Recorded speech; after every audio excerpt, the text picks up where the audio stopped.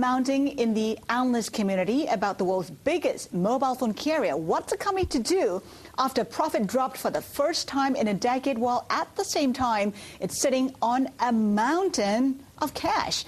Bloomberg's Stephen Angle joins us from Beijing for a closer look. Not a bad problem to have, Steve.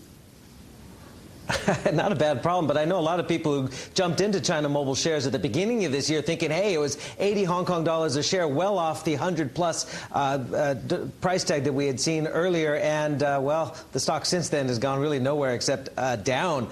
And people are really wondering what's up with China Mobile. It is the worst performer on the Hang Seng Index and the only stock of the 42 in that index which is down year to date, while the index has rocketed 38% in 2009. With its mind-boggling subscription numbers and steady profit growth, the stock had been a rock-solid performer in Hong Kong until this year. 2 weeks ago, the company posted its first profit decline since 1999 after adding fewer customers as competition increased in the China market. The company had almost 500 million subscribers at the end of July, more than the combined populations of the U.S. and Japan.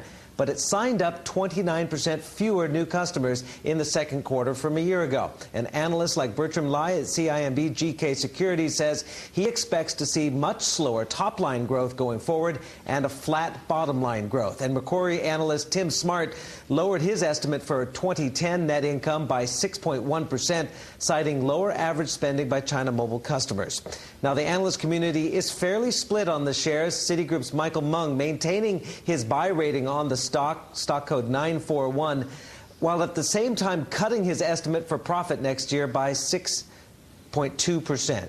The good news, China Mobile has what Tim Smart at Macquarie says is a cash mountain. So much cash, in fact, that it exceeds the market values of Yahoo, Ericsson, Sony, and more than 80% of the companies listed on the S&P 500.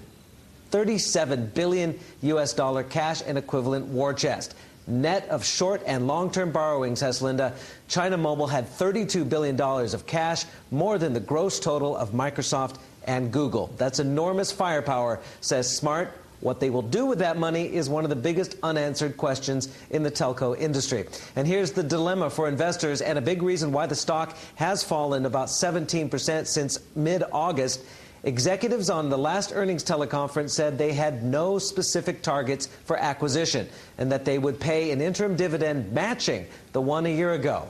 Puzzling to analysts like Smart, who say the 43% dividend payout ratio has remained the same even as the cash mountain bizarrely gets bigger and bigger. Further strikes against China Mobile. Its chief competitor, China Unicom, will soon roll out the iPhone in China, and one of China Mobile's few recent announced M&A targets remains in regulatory limbo in Taiwan, as Taiwan has not approved China Mobile's planned acquisition for a stake in Taiwan's Far East Telecommunications.